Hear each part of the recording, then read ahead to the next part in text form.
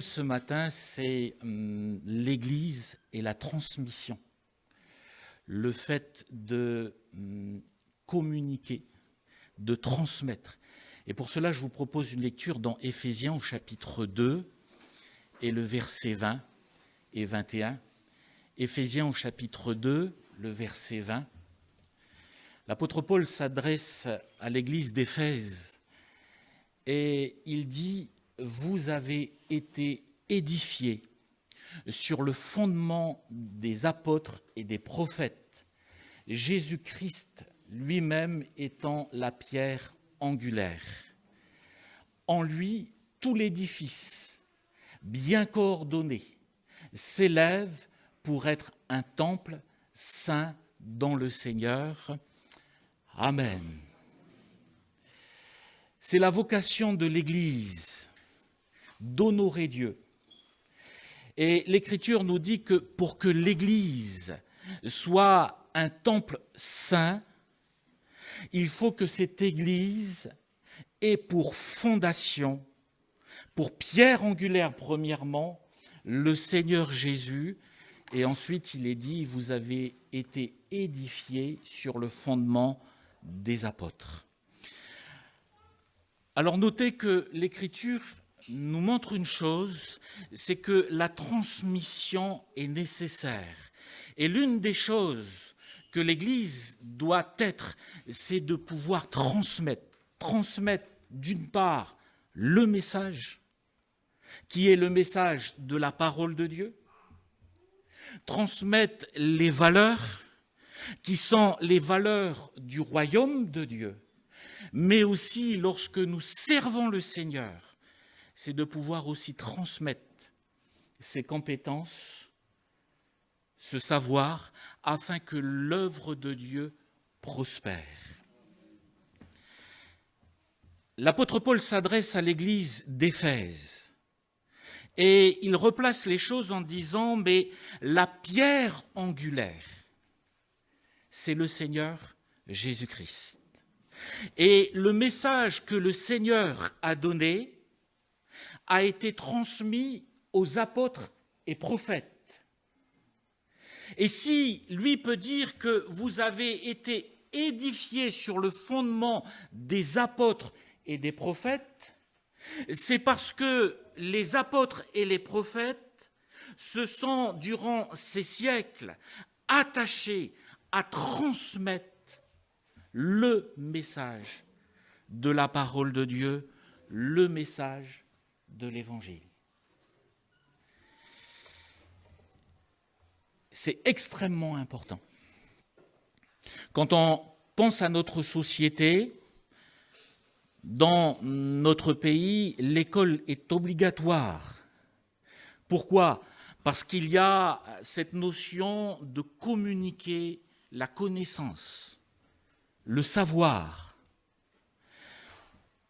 En France, on parle des compagnons du devoir, où des jeunes vont être formés, vont aller d'une ville peut-être à une autre pour être au contact de formateurs, des personnes qui vont communiquer le savoir. Pourquoi ? Parce que c'est important. On parle aujourd'hui, et c'est typique à notre France, du meilleur ouvrier de France. Pour avoir cette distinction, ils vont acquérir une somme de connaissances. Ils vont être au contact de personnes qui vont communiquer leur savoir.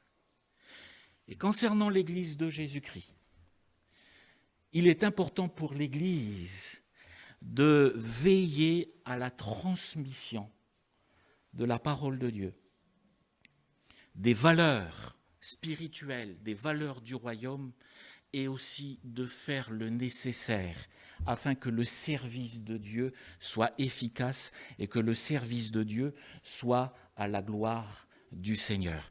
Quand on voit les lois de l'Éternel, on s'aperçoit que Dieu a une précision. Il confie les lois à Moïse. Et notez que ce n'est pas par la voie orale, mais c'est sur des tables, c'est écrit, afin que ce message soit transmis avec exactitude et avec précision. Au pays, on dit souvent quand on reçoit une information, on dit arrivé à un moment donné, c'est radio cocotier. Parce qu'on a reçu une information, une autre personne la retransmet avec ses impressions, une autre personne transmet et rajoute ses mots, et à la fin, l'information n'est plus. Mais le Seigneur, concernant sa parole, il a écrit sur les tables. Et la responsabilité de l'Église, c'est effectivement de veiller à cette transmission. L'apôtre Paul s'adresse à Timothée et lui dit ceci, mais il bénit Dieu pour cette foi sincère qui était en lui, cette foi sincère qui a habité premièrement chez sa grand-mère, Loïs, son aïeul, Loïs, et qui ensuite a été transmise à sa maman, Eunice, et il dit, et je suis persuadé que cette foi habite en toi. Je suis étonné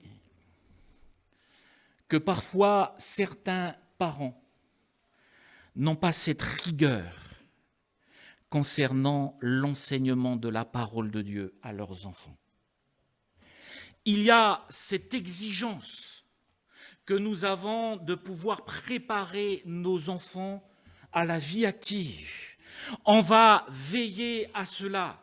On va faire le nécessaire pour que peut-être ils fassent des études, et si ce n'est pas des études, mais au moins les préparer, et on veille à cela. J'ai 2 filles. Elles sont encore célibataires. J'espère qu'elles ne vont pas regarder là le message, je vais dire, qu'est-ce qu'il raconte encore, papa? J'ai 2 filles. On a pris soin pendant toutes ces années. On a pris soin d'elles. Quand elles étaient malades, on était là. Quand il a fallu veiller sur leur vie, on était là. Et on est toujours là. On a fait le nécessaire pour prendre soin. On est conscient que nos enfants, on ne les élève pas pour nous. À un moment donné, elles vont partir, et c'est le cas aujourd'hui. Et peut-être, elles vont rencontrer quelqu'un. Mais mes frères et sœurs, la transmission, là, ça ne va pas se faire comme ça, hein?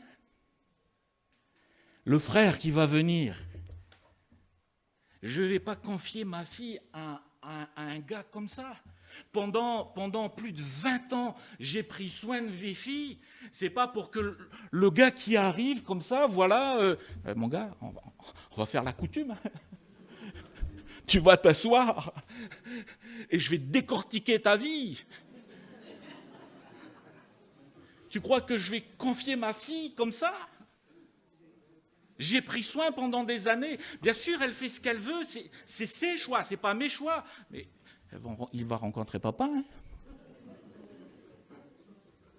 Et si nous, on est assez exigeants avec ces choses, a fortiori, concernant l'Église de Jésus-Christ, nous devons avoir cette exigence dans la transmission de la parole de Dieu. Nous devons avoir cette exigence concernant les valeurs spirituelles, de pouvoir les transmettre.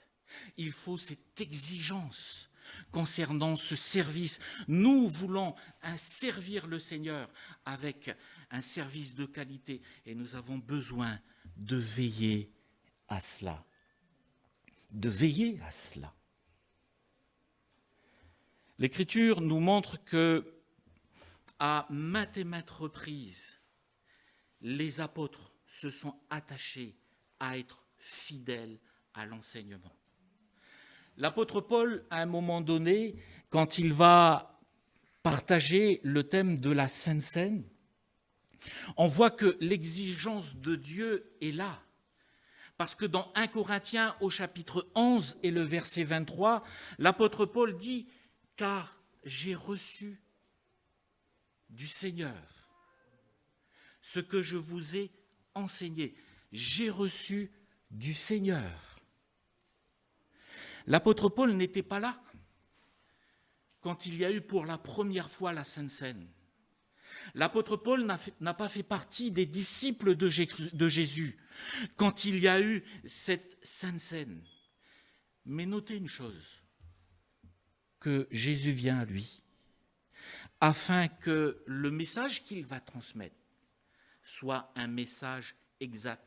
Car j'ai reçu du Seigneur, non pas d'un homme, car j'ai reçu du Seigneur ce que je vous ai annoncé. C'est que dans la nuit où Jésus fut livré, et là, il est en train de dérouler ce qui s'est passé concernant la première fois où Jésus va partager la scène, et pourtant il n'y était pas. Mais il y a cette rigueur. Et aujourd'hui, plus qu'hier, nous avons besoin, concernant la parole de Dieu, d'être attachés toujours à la parole de Dieu. Mais nous devons veiller, parce que l'Église, c'est qui? L'Église, c'est chacun d'entre nous. Nous devons veiller les uns et les autres à toujours transmettre la parole de Dieu avec exactitude. Lorsque nous parlons du Seigneur, lorsque nous communiquons ce message, lorsque ce message est annoncé ici dans l'Église de Jésus-Christ, nous avons besoin non seulement de nous tenir devant le Seigneur, mais avoir cette exigence d'annoncer la parole de Dieu. L'apôtre Paul dit qu'il n'y a qu'un seul évangile. Il dit non pas qu'il y ait un autre évangile, mais il n'y en a qu'un. Et le souci parfois, c'est que cet évangile peut être falsifié. Cet évangile peut être détourné. Cet évangile peut être transformé. Et l'apôtre Paul dit concernant cet évangile, « Nous avons eu la pensée de savoir parmi vous, d'annoncer juste une personne, à savoir Jésus-Christ. » Il y a cette exigence. Et pour nous, il est important de veiller à cela, à ce que la parole de Dieu soit mise à l'honneur au milieu de nous, mais que la parole de Dieu soit mise à l'honneur dans nos cœurs. Ne soyez pas surpris si peut-être parfois vous venez me poser des questions et que je vous dise, je ne vous réponds pas tout de suite. Parce que si je ne sais pas, je ne sais pas. Je ne veux pas essayer de vous inventer une histoire. Le plus important, c'est de communiquer la parole de Dieu. L'Église a cette vocation de transmettre ce message qui est le message de la parole de Dieu. L'Église a aussi cette vocation de pouvoir transmettre les valeurs du royaume. Parce que la lettre seule n'est pas suffisante. L'Écriture nous dit que la lettre tue, mais l'esprit vivifie. Et nous avons besoin aussi, lorsque nous transmettons ce message, de le faire avec les valeurs du royaume. Et ces valeurs, c'est aussi de le communiquer aux uns et aux autres, à savoir l'amour, à savoir l'humilité, à savoir le fruit de l'esprit. On a eu pendant plusieurs jeudis ce thème, mais ces valeurs-là, c'est des valeurs qui marquent l'Église.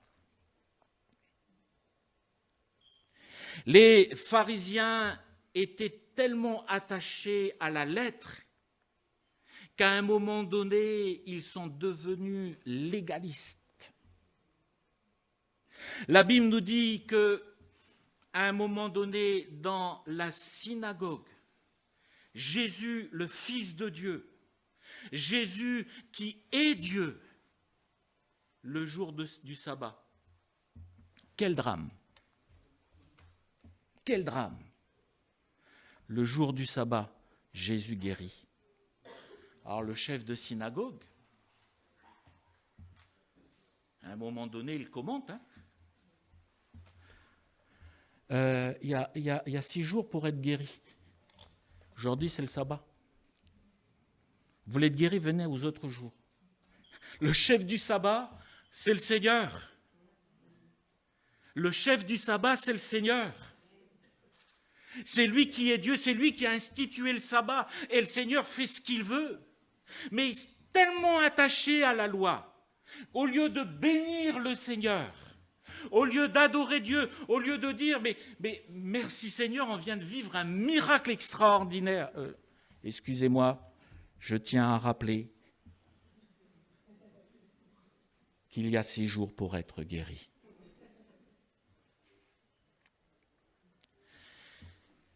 Les valeurs qui font l'Église doivent être en nous et doivent être transmises. Ces valeurs spirituelles doivent être transmises. C'est tellement important de le faire. Et pour revenir à ce que je disais tout à l'heure concernant les enfants, vous avez vu dans l'Ancien Testament ce qu'il est dit ? Tu inculqueras à tes enfants, même quand tu partiras en voyage. Si nous ne communiquons pas ces valeurs, ce n'est pas l'éducation nationale qui va le faire. Ce n'est pas ceux du dehors qui vont le faire. C'est de notre responsabilité. Et comme je le disais, si je suis capable d'être tellement exigeant concernant mes filles, je ne mords pas.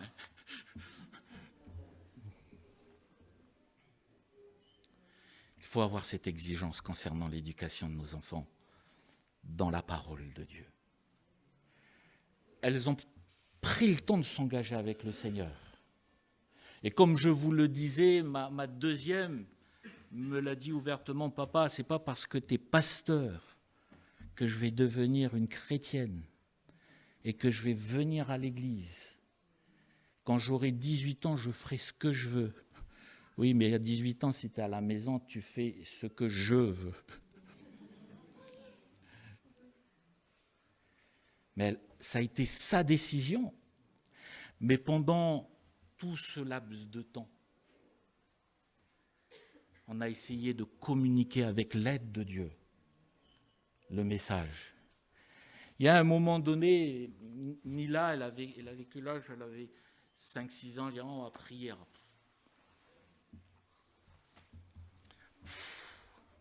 Alors dans sa chambre, j'ai attrapé un drap, j'ai fabriqué une tente,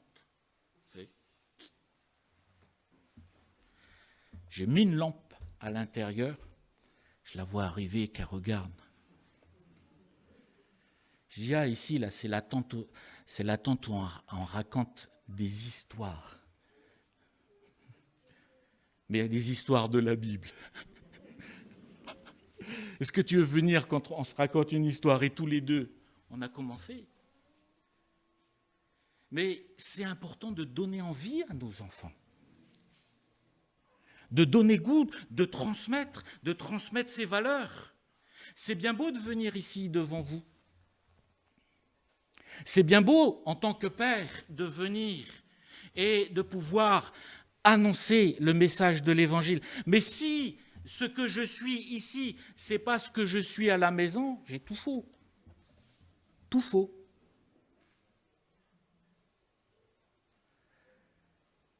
Et on s'est toujours fait un point d'honneur avec Laurence de dire concernant nos enfants ce que nous sommes premièrement à la maison, c'est ce qu'on va être à l'église. De façon que les enfants ne disent pas à un moment donné, il est gentil papa, vous le connaissez que d'un aspect, mais à la maison c'est autre chose. On n'a pas tout eu toujours juste, mais une chose est certaine, c'est que ça m'a touché. C'est que quand elles sont parties à Cherbourg pour la petite faire ses études,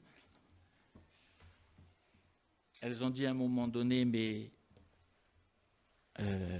papa, maman, on est tellement fiers de vous avoir. Ah, là j'ai dit merci Seigneur. Merci Seigneur. Mais la transmission est nécessaire concernant les valeurs du royaume. C'est ce qui va permettre à l'Église d'être bien coordonnée et aller de l'avant. Et permettre à l'Église de s'édifier et afin de se présenter devant le Seigneur comme un temple saint. Non seulement il est nécessaire pour nous de veiller à cela, mais aussi il est nécessaire de veiller aussi à la transmission du service. Il y a différentes saisons dans la vie. Il y a parfois des services qui ont été efficaces il y a des années et qui peut-être aujourd'hui ne sont plus. Je me rappelle à un moment donné où, dans une des églises où nous avons servi le Seigneur, il y avait la réunion d'évangélisation le jeudi après-midi à 14h30. Le jeudi après-midi à 14h30. Aujourd'hui, une réunion d'évangélisation le jeudi à 14h30 dans l'église, point d'interrogation. Mais il y a des dizaines d'années en arrière, aujourd'hui ce n'est plus le cas, parce que souvent il faut hélas deux salaires pour pouvoir faire face aux besoins. Mais il y a des années en arrière, les mamans ne travaillaient pas. Et le jeudi, avant d'aller chercher les enfants, elles allaient à l'église, elles emmenaient avec elles leurs amis. Tiens, tu viens, et puis après on va chercher nos enfants, viens avec moi à l'église. Et on a vu des personnes se convertir. Mais la société a évolué. Et cette réunion qui était à l'origine une réunion d'évangélisation, et à un moment donné où face aux besoins et à la réalité de notre société, les mamans ont été obligées de chercher un travail, d'avoir 2 salaires dans la maison pour pouvoir faire face aux besoins et aux exigences. Les mamans, elles ne venaient plus parce qu'elles étaient au travail.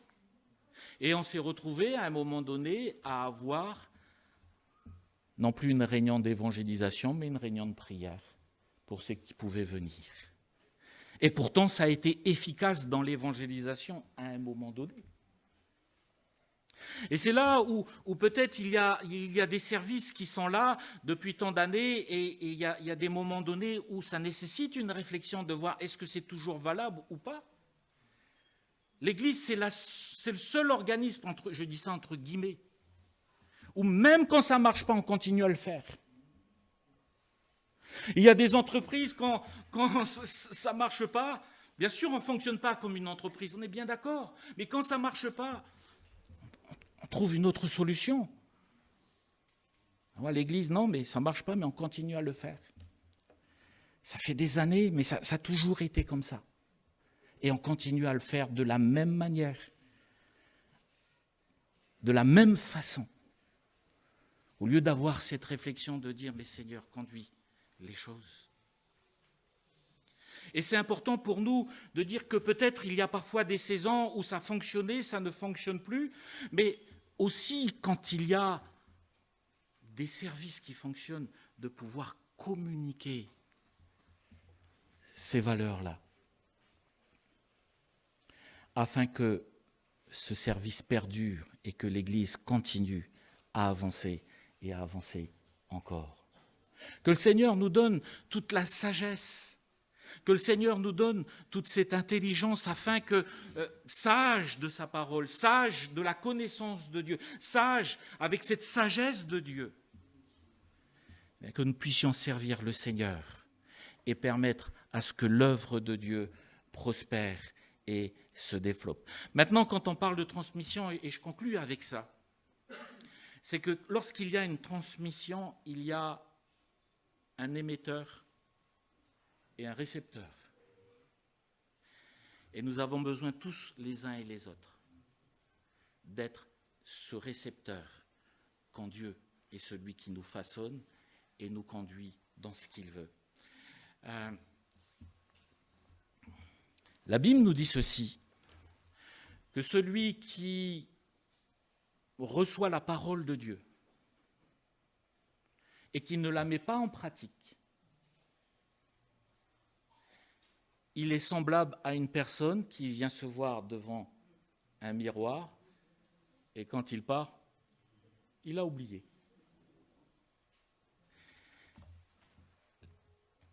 La parole de Dieu est comme un miroir. C'est une épée à double tranchant, capable de séparer âme et esprit. Elle juge les sentiments. Il y a une précision quand on est face à la parole de Dieu. Et quand on vient face à la parole de Dieu, si on est récepteur, ça va nous amener à le mettre en pratique. Mais s'il n'y a pas cette mise en pratique, ben ça reste que parole.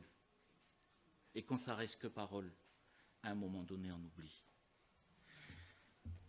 Il y a un frère qui, du côté de Granville, on l'a accompagné pendant des années. Il faisait partie de l'église, marié, 2 enfants, un garçon et une fille. Et il y a un moment donné où eh bien, il a commencé à partir à l'ouest, quoi, à de nouveau se laisser interpeller par les plaisirs de ce monde. Et c'est aller assez loin parce que par rapport à ça, il s'est retrouvé à rencontrer des femmes. Et à un moment donné, il s'est donné rendez-vous avec une femme à Paris. Et là, il a pris le train pour aller sur Paris et il a pris le métro. Et vous savez que quand il est arrivé dans le métro, il y a parfois des frères ou des sœurs qui, quand le matin, vous prenez le métro, il est 7h ou 8h, ils sont là en train d'annoncer l'évangile, vous avez juste envie de dire « j'ai besoin d'aller au travail, j'ai besoin d'un peu de calme ». Ou quand vous rentrez le soir, après une journée chargée, il y en a un qui est dans le métro et qui là, Jésus t'aime, il faut donner ton cœur au Seigneur, etc. Et qui sont là. Il y en avait un là. Et le frère va le voir et lui dit, voilà, j'ai une parole pour toi. Tu es en train d'emprunter une voie qui t'éloigne du Seigneur. Et tu es en train de t'éloigner du Seigneur. Je suis là pour te dire... Il ne le connaissait pas, hein? Alors lui, il est là, il ne dit rien. Je suis là pour te dire que le Seigneur t'aime et il ne veut pas que tu empruntes cette voie-là. Merci Seigneur pour cette précision. Merci Seigneur pour cette démonstration d'amour où là, le Seigneur vient et il ne peut pas dire, mais... c'est pas possible, c'est le miracle, personne ne connaissait. Et là, quand il voit ça, il écoute, mais il n'est pas récepteur. Il rentre à Granville, repart dans ses travers. Bien plus tard, on invite le pasteur Christian Cady. Le pasteur Christian Cady a un témoignage assez fort. Je ne sais pas si vous connaissez le pasteur Christian Cady. Il est à la retraite maintenant. Vous savez, il a plus de tatouage, hein, mais il avait tatoué ici des comment on appelle ça, des traits, des pointillés. Et puis il avait juste écrit ici, à découper en suivant les pointillés. Ni Dieu ni maître. Il a un témoignage assez fort. Et quand il s'est converti, il rend toujours, quand il fait des missions d'évangélisation, il consacre une réunion à son témoignage pour confirmer ce que dit la parole de Dieu. Et là, le frère vient, parce que le frère ne venait plus à l'église, ne venait plus à l'église. Et un chrétien dit, tiens, viens, on a un pasteur qui est là pour faire une réunion d'évangélisation, une mission d'évangélisation. Le frère arrive et le pasteur Christian Caddy devait faire la réunion, enfin son témoignage le vendredi. Et là, il arrive quelques jours avant, il dit, écoutez, moi, mon témoignage, c'était prévu là, mais je vais le donner aujourd'hui. Je sens qu'il faut le faire. Le frère donne son témoignage. Le frère qui était complètement à l'ouest, sa vie est dévoilée de A à Z. Le Seigneur vient avec cette douceur pour lui dire, mais je t'aime, reviens à moi. Le frère, je connais sa situation, donc quand j'entends le frère prêcher, j'ai ah merci Seigneur. Le frère, il vient me voir. Il n'a même pas besoin de dire, c'était pour moi. Il est bouleversé. Est-ce qu'il était récepteur? Non. Ça a été l'émotion sur le coup.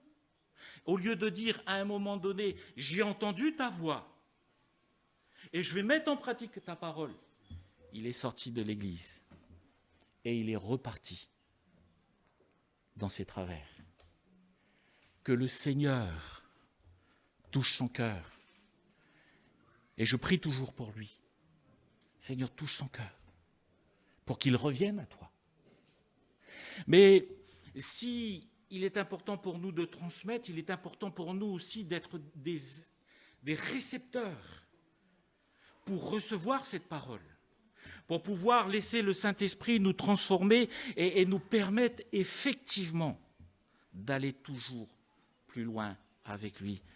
Mais quand on est récepteur, mes frères et sœurs, c'est des vies changées, c'est des vies transformées, c'est des foyers relevés. Et ça, c'est la grâce de Dieu. Que l'Église soit toujours porteur du message de la vérité. Que l'Église soit toujours... ça se dit porteuse? Oui, porteuse, pardon. Des valeurs spirituelles. Et qu'il y ait toujours cette exigence dans l'Église de servir le Seigneur avec efficacité et de pouvoir transmettre ce message. Pendant des années, dans une église de Normandie où il y avait à l'époque, il y avait 300 personnes, il y a toujours, c'est une église qui est en développement. Le pasteur qui a été là pendant des années était contre la musique. Donc il y avait sur l'estrade, c'était même pas sur l'estrade, il y avait un orgue qui était là. Et durant toutes ces années, il a été pasteur pendant des dizaines d'années dans cette église, contre la musique.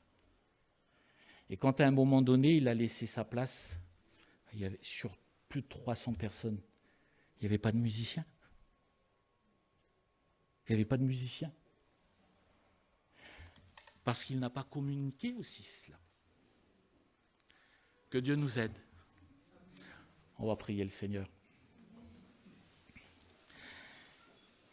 Merci Seigneur pour ton Église. Merci parce qu'elle est belle. Merci pour mes frères et sœurs qui te sont attachés et qui aiment ta parole et qui aiment l'Église. Seigneur, nous te prions afin que notre Église continue, Seigneur, à se développer au travers de chacune de nos vies. Nous l'avons chanté tout à l'heure, Seigneur, en te disant « Je te donne mon cœur, je te donne ma vie, elle ne m'appartient plus. » Seigneur, viens renouveler les forces des uns et des autres dans le service. Tu vois certains qui sont peut-être découragés, fatigués, épuisés. Tu viens renouveler leurs forces, tant physique, morale et spirituelle. Seigneur, tu vois nos frères et sœurs qui sont peut-être fatigués dans leur marche avec toi. Seigneur, tu viens et tu les fortifies. Nous croyons, Seigneur, que nous avons fait le bon choix de t'appartenir, de marcher dans tes voies. Et Seigneur, donne-nous, Seigneur, d'avoir toujours ce cœur pour toi et de toujours communiquer ta parole et rien que ta parole. Seigneur, que ta grâce soit répandue sur chacun dans le nom de Jésus.